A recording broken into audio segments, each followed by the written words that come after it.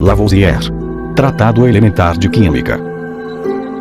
Esse audiolivro é uma tradução livre, com base na versão inglesa do documento, disponível em domínio público. A tradução e produção desse audiolivro foi realizada pelo canal Livros Históricos. Para facilitar a compreensão do audiolivro, algumas alterações e simplificações foram feitas, visando a melhor compreensão do audiolivro. Capítulo 1. Das combinações de calor e a formação de fluidos elásticos. Todo corpo, seja sólido ou fluido, é aumentado em todas as suas dimensões por qualquer aumento de seu calor sensível. Isso foi estabelecido totalmente como um axioma físico, ou preposição universal pelo célebre Boerhaave. Os fatos que foram expostos para negar a generalidade deste princípio, oferecem apenas resultados falaciosos, ou, pelo menos, alguns que são tão singulares com circunstâncias muito diferentes a ponto de enganar o julgamento, mas, quando consideramos separadamente os efeitos, a fim de deduzir cada uma da causa a que pertencem separadamente, é fácil perceber que a separação das partículas pelo calor é uma lei constante e geral da natureza. Quando aquecemos um corpo sólido, até um certo grau, fazemos com que suas partículas se separem umas das outras. Se permitirmos que o corpo esfrie, suas partículas novamente se aproximam na mesma proporção em que foram separadas pelo aumento da temperatura. O corpo retorna com os mesmos graus de expansão pelos quais antes se estendia, e, se for trazido de volta à mesma temperatura em que partimos no início do experimento, ele recupera exatamente as mesmas dimensões que antes ocupava. Mas, como ainda estamos muito longe de sermos capazes de chegar ao grau de frio absoluto, ou à privação de todo calor, segue-se que ainda somos incapazes de fazer com que as partículas finais dos corpos se aproximem tanto quanto possível, e, consequentemente, que as partículas de todos os corpos não se tocam em nenhum estado até agora conhecido, o que, embora seja uma conclusão muito singular, é ainda impossível de ser negado. Supõe-se que, uma vez que as partículas dos corpos são continuamente impelidas pelo calor a separar-se umas das outras, elas não teriam nenhuma conexão entre si, e, consequentemente, não poderia haver solidez na natureza, a menos que fossem mantidos juntos por algum outro poder que tende a uni-los e, por assim dizer, a acorrentá-los. Esse poder, seja qual for sua causa, ou modo de operação, chamamos de atração.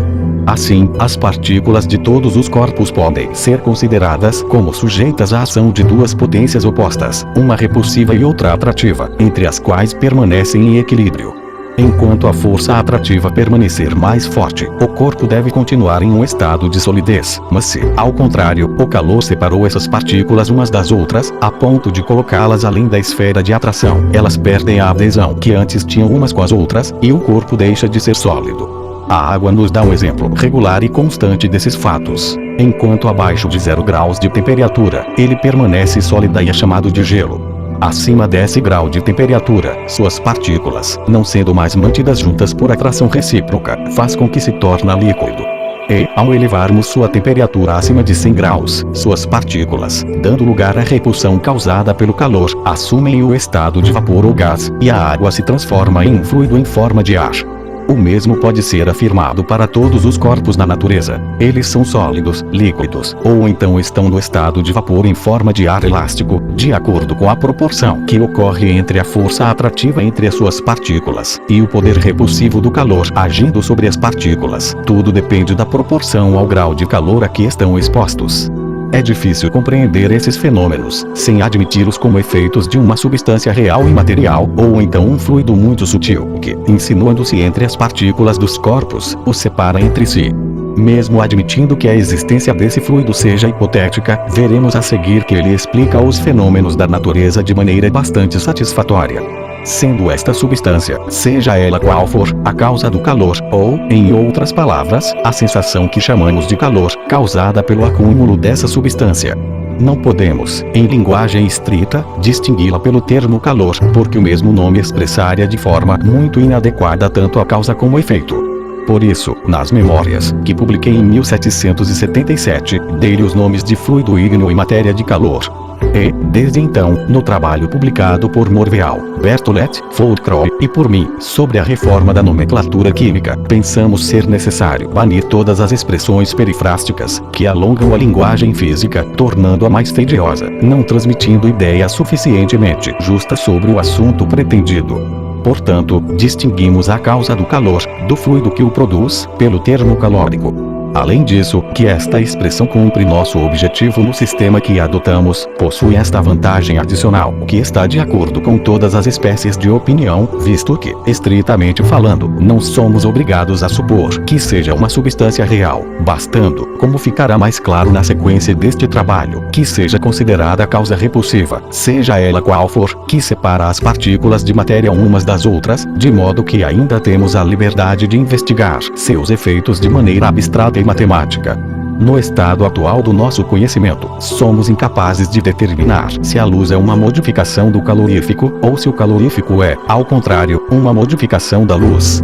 No entanto, é indiscutível que, em um sistema onde apenas fatos decididos são admissíveis e onde evitamos, tanto quanto possível, supor algo que não seja realmente conhecido por existir, devemos, provisoriamente, distinguir, por termos distintos, coisas que são conhecidas por produzir efeitos diferentes. Portanto, distinguimos a luz do calorífico, embora não neguemos que esses tenham certas qualidades em comum e que, em certas circunstâncias, eles se combinem com outros corpos quase da mesma maneira e produzam, em parte, os mesmos efeitos.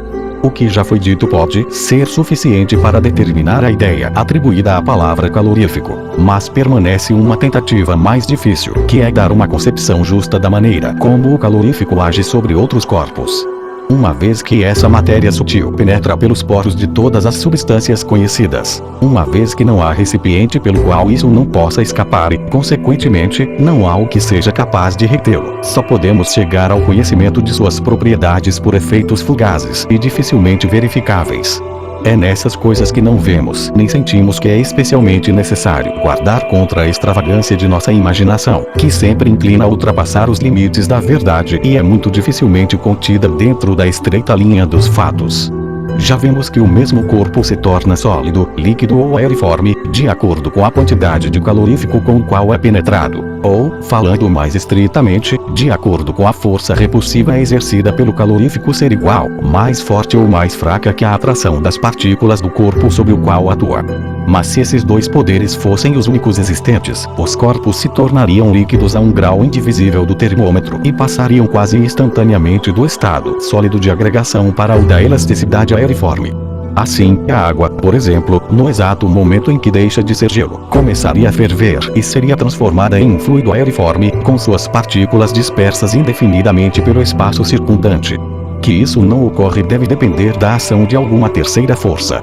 A pressão atmosférica impede essa separação e faz com que a água permaneça no estado líquido até atingir 100 graus de temperatura, sendo a quantidade de calorífico recebida na temperatura mais baixa insuficiente para vencer a pressão atmosférica.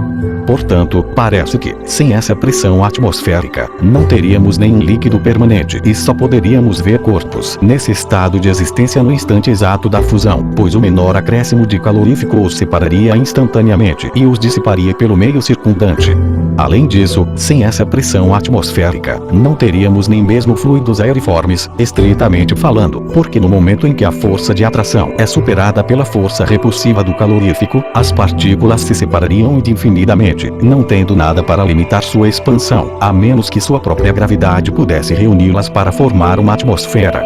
A simples reflexão sobre os experimentos mais comuns é suficiente para comprovar a verdade dessas posições.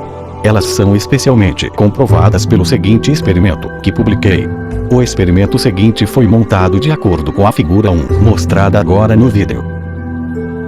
Preencheu-se com éter sulfúrico um pequeno recipiente de vidro estreito identificado como A, que está apoiado em seu suporte P. O recipiente, com diâmetro em torno de 3 centímetros, ele deve ser coberto por uma bexiga molhada, amarrada ao redor do pescoço com várias voltas de fio resistente. Para maior segurança, fixe uma segunda bexiga sobre a primeira.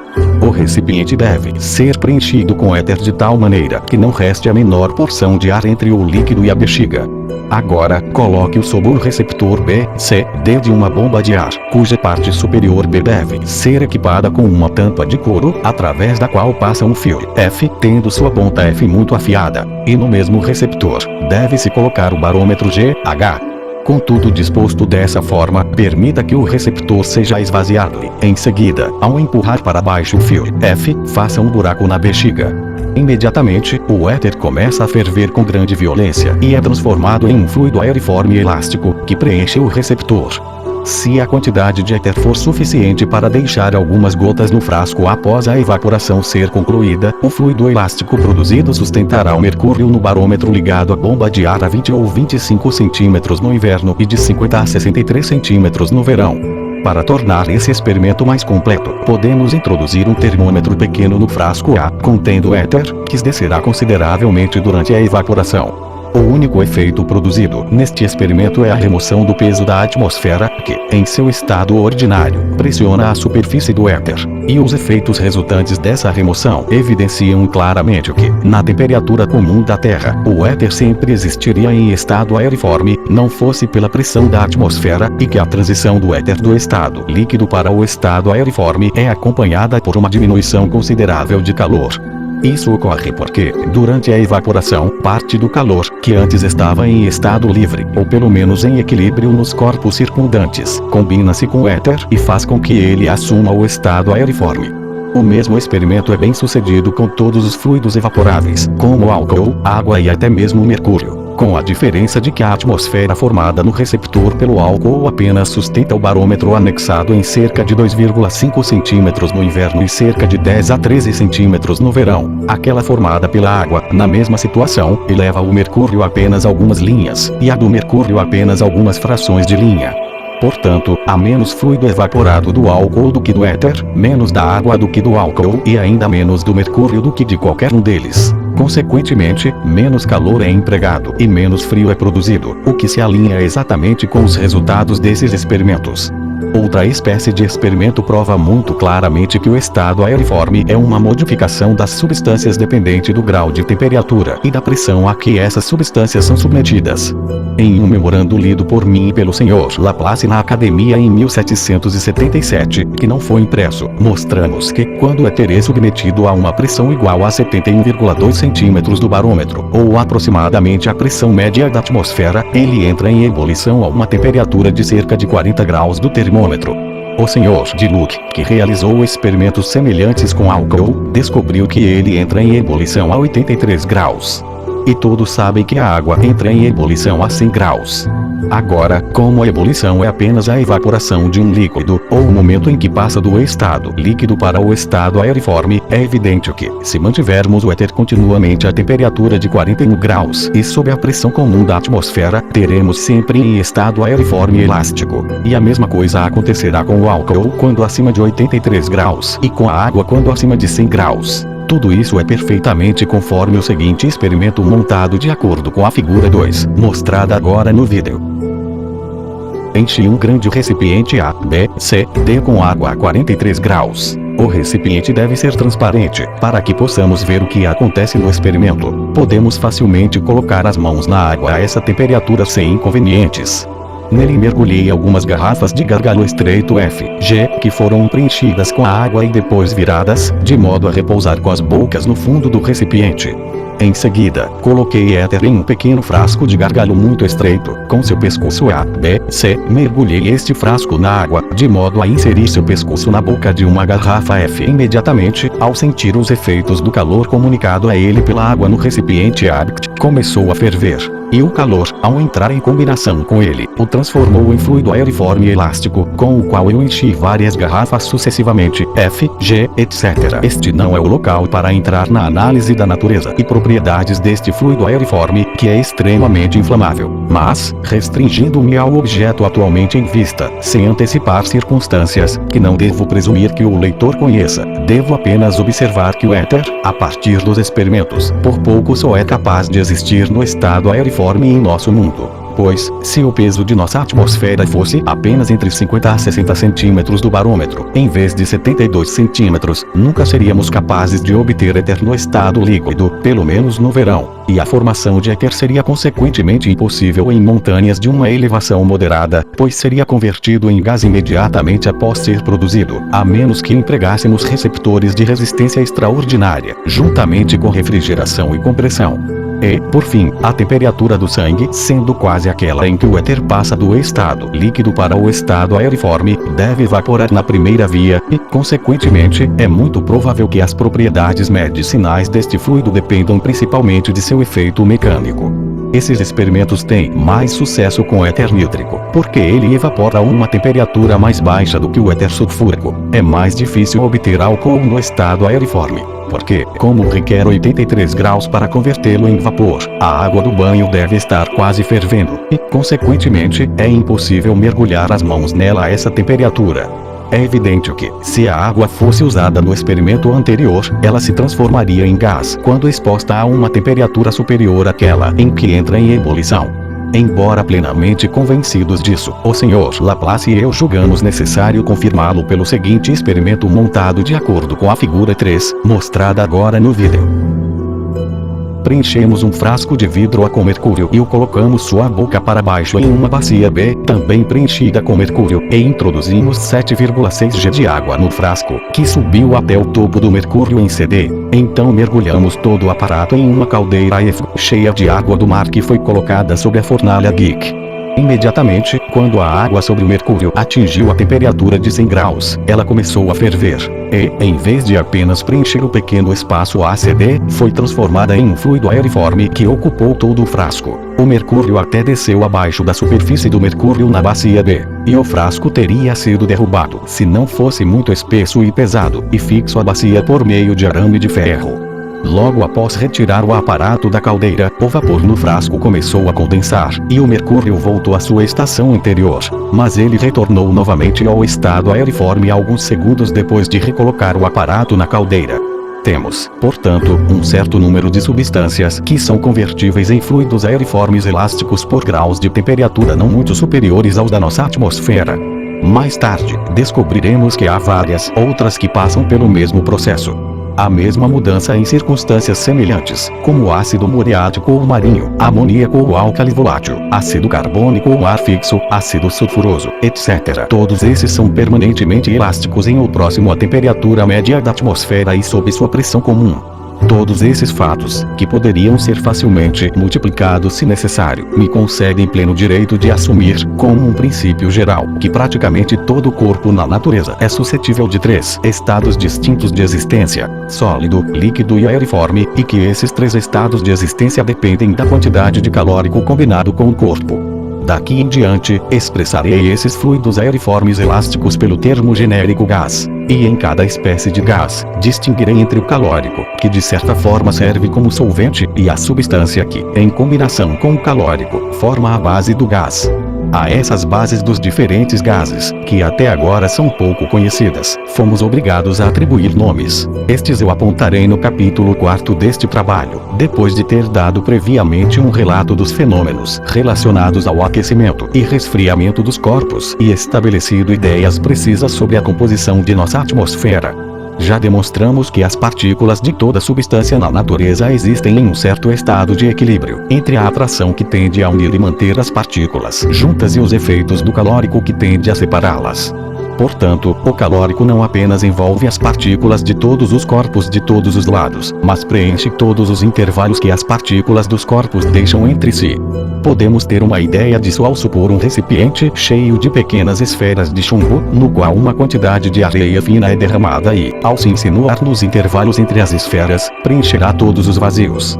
As esferas, nessa comparação, estão para a areia que as envolve exatamente na mesma situação que as partículas dos corpos em relação ao calórico, com a única diferença de que as esferas supostamente tocam umas nas outras, enquanto as partículas dos corpos não estão em contato, sendo mantidas a uma pequena distância umas das outras pelo calórico. Se, em vez de esferas esféricas, substituirmos corpos sólidos de uma figura hexaédrica, octaédrica ou qualquer outra figura regular, a capacidade dos intervalos entre eles será reduzida e, consequentemente, não conterá mais a mesma quantidade de areia. A mesma coisa acontece com os corpos naturais. Os intervalos deixados entre suas partículas não têm capacidade igual, mas variam de acordo com as diferentes formas e magnitudes de suas partículas e da distância a qual essas partículas são mantidas, de acordo com a proporção existente entre sua atração inerente e a força repulsiva exercida sobre elas pelo calórico. Dessa maneira, entendemos a expressão introduzida pelos filósofos ingleses, que nos deram as primeiras ideias precisas sobre a capacidade dos corpos para conter a matéria do calor. Como as comparações com objetos sensíveis são de grande utilidade para nos ajudar a formar noções distintas de ideias abstratas, tentaremos ilustrar isso, mencionando os fenômenos que ocorrem entre a água e os corpos que são molhados e penetrados por ela, com algumas reflexões. Se imergirmos pedaços iguais de diferentes tipos de madeira, suponhamos cubos de 30 centímetros cada, na água, o fluido gradualmente se insinua em seus poros, e os pedaços de madeira aumentam tanto em peso quanto em magnitude. No entanto, cada espécie de madeira absorverá uma quantidade diferente de água. As madeiras mais leves e porosas admitirão uma quantidade maior, as mais compactas e de grão mais fechado admitirão uma quantidade menor, pois as quantidades proporcionais de água absorvidas pelos pedaços dependerão da natureza das partículas constituintes da madeira e da maior ou menor afinidade que existe entre elas e a água. Madeira muito resinosa, por exemplo, embora possa ser ao mesmo tempo muito porosa, admitirá apenas um pouco de água. Podemos, portanto, dizer que os diferentes tipos de madeira possuem capacidades diferentes para absorver água. Podemos até determinar, por meio do aumento de seus pesos, a quantidade real de água que absorveram. Mas, como ignoramos quanto de água eles continham antes da imersão, não podemos determinar a quantidade absoluta que contém após serem retirados da água. As mesmas circunstâncias sem dúvida ocorrem com corpos que são imersos em calor, considerando, no entanto, que a água é um fluido incompressível, enquanto o calor, ao contrário, é dotado de grande elasticidade. Ou, em outras palavras, as partículas de calor têm uma grande tendência a se separar umas das outras quando forçadas por qualquer outra força a se aproximar. Essa diferença deve, por necessidade, causar variações muito consideráveis nos resultados de experimentos realizados com essas duas substâncias. Tendo estabelecido essas proposições claras e simples, será muito fácil explicar as ideias que devem ser atribuídas às seguintes expressões, que de maneira alguma são sinônimas, mas possuem cada uma um significado estrito e determinado, como nas seguintes definições. Calórico livre é aquele que não está de forma alguma combinado com qualquer outro corpo. No entanto, como vivemos em um sistema ao qual o calórico tem uma aderência muito forte, segue-se que nunca somos capazes de obtê-lo no estado de liberdade absoluta. Calórico combinado é aquele que está fixado em corpos por afinidade ou atração eletiva, de modo a fazer parte da substância do corpo, inclusive parte de sua solidez. Pela expressão calórico específico dos corpos, entendemos as quantidades respectivas de calórico necessárias para elevar o número de corpos de mesmo peso a um grau de temperatura igual. Essa quantidade proporcional de calórico depende da distância entre as partículas constituintes dos corpos e de seus graus maiores ou menores de coesão. E essa distância, ou melhor, o espaço ou vazio resultante dela, é, como já observei, chamado de capacidade dos corpos para conter calórico. O calor, considerado como uma sensação, ou, em outras palavras, calor sensível, é apenas o efeito produzido em nossos órgãos sensitivos pelo movimento ou passagem de calórico desprendido dos corpos circundantes. Em geral, recebemos impressões apenas em consequência do movimento, e poderíamos estabelecer como um axioma que, sem movimento, não há sensação. Este princípio geral se aplica muito precisamente às sensações de calor e frio. Quando tocamos um corpo frio, ou calórico, que está sempre tendendo a entrar em equilíbrio em todos os corpos, ele passa de nossa mão para o corpo que tocamos, o que nos dá a sensação de frio. O oposto acontece quando tocamos um corpo quente. O calórico passa do corpo para nossa mão, produzindo a sensação de calor. Se a mão e o corpo tocado estiverem na mesma temperatura, ou muito próximos, não recebemos nenhuma impressão, nem de calor nem de frio, porque não há movimento ou passagem de calórico. Assim, nenhuma sensação pode ocorrer sem algum movimento correspondente para ocasioná-la. Quando o termômetro sobe, indica que o calórico livre está entrando nos corpos circundantes. O termômetro, que é um desses corpos, recebe sua parte proporcional à sua massa e à capacidade que possui para conter calórico. A mudança que ocorre no termômetro apenas anuncia uma mudança de local do calórico naqueles corpos dos quais o termômetro faz parte. Ele apenas indica a porção de calórico recebida, sem ser uma medida da quantidade total liberada, deslocada ou absorvida. O método mais simples e preciso para determinar este último ponto é o descrito pelo Sr. Laplace, uma explicação resumida do qual será encontrada no final deste trabalho.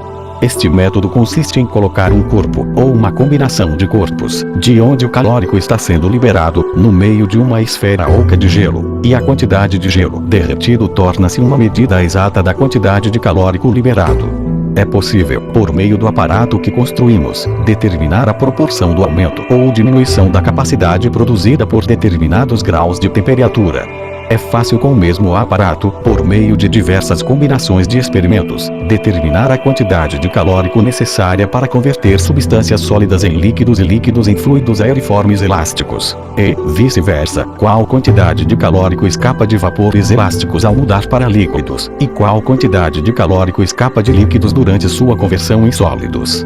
Talvez, quando os experimentos forem realizados com precisão suficiente, possamos um dia ser capazes de determinar a quantidade proporcional de calórico necessária para produzir as diversas espécies de gases. Posteriormente, em um capítulo separado, darei conta dos principais resultados de tais experimentos feitos sobre este tema. Resta, antes de finalizar este artigo, dizer algumas palavras sobre a causa da elasticidade dos gases e dos fluidos no estado de vapor. Não é de forma alguma difícil perceber que essa elasticidade depende da elasticidade do calor, que parece ser a substância mais eminentemente elástica na natureza. Nada é mais prontamente concebido do que um corpo se tornar elástico ao entrar em combinação com outro corpo possuidor dessa qualidade. Devemos admitir que esta é apenas uma explicação da elasticidade, por meio de uma suposição de elasticidade, e que assim apenas removemos a dificuldade um passo adiante, e que a natureza da elasticidade e o motivo pelo qual o calor é elástico ainda permanecem inexplicados. Elasticidade, em termos abstratos, nada mais é do que a qualidade das partículas dos corpos pela qual elas se afastam umas das outras quando forçadas juntas. Essa tendência das partículas de calor a se separarem ocorre mesmo a distâncias consideráveis. Ficaremos convencidos disso quando considerarmos que o ar é suscetível de grande compressão, o que pressupõe que suas partículas estavam anteriormente muito distantes umas das outras, pois o poder de se aproximar certamente pressupõe uma distância prévia, pelo menos igual ao grau de aproximação. Consequentemente, aquelas partículas do ar que já estão consideravelmente distantes umas das outras tendem a se separar ainda mais. Na verdade, se produzirmos o vácuo de Boyle em um grande recipiente, a última porção de ar que resta se espalha uniformemente por toda a capacidade do recipiente, por maior que seja, preenchendo completamente e pressionando em todos os lados. No entanto, não podemos explicar esse efeito sem supor que as partículas fazem um esforço para se separar em todas as direções, e somos totalmente ignorantes em relação à distância ou ao grau de rarefação em que esse esforço deixa de agir. Aqui, portanto, existe uma verdadeira repulsão entre as partículas de fluidos elásticos. Pelo menos, as circunstâncias ocorrem exatamente como se tal repulsão realmente existisse, e temos todo o direito de concluir que as partículas de calor se repelem mutuamente.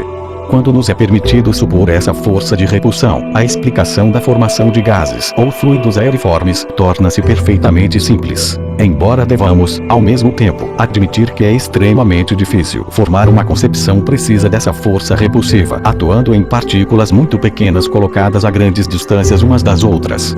É talvez mais natural supor que as partículas de calor têm uma atração com as partículas das substâncias de forma mais forte do que as da substância consigo mesma, e que as partículas das substâncias são forçadas a se separar em consequência dessa atração superior entre as partículas da substância e as partículas do calor, inserido-se entre as partículas do corpo. Temos algo um tanto análogo a essa ideia nos fenômenos que ocorrem quando uma esponja seca é mergulhada na água. A esponja incha, suas partículas se separam umas das outras, e todos os seus intervalos são preenchidos pela água. É evidente que a esponja, ao inchar, adquiriu uma capacidade maior de conter água do que tinha quando estava seca.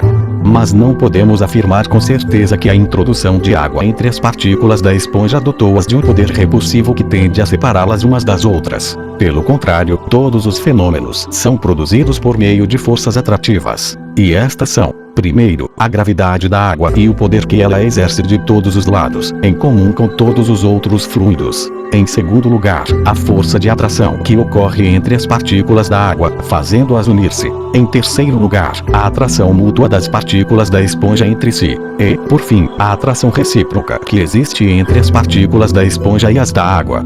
É fácil entender que a explicação desse fato depende de apreciar corretamente a intensidade e a relação entre essas várias forças. É provável que a separação das partículas dos corpos causada pelo calor dependa de maneira semelhante de uma certa combinação de diferentes forças atrativas, que, de acordo com a imperfeição de nosso conhecimento, tentamos expressar dizendo que o calor comunica uma força de repulsão às partículas dos corpos.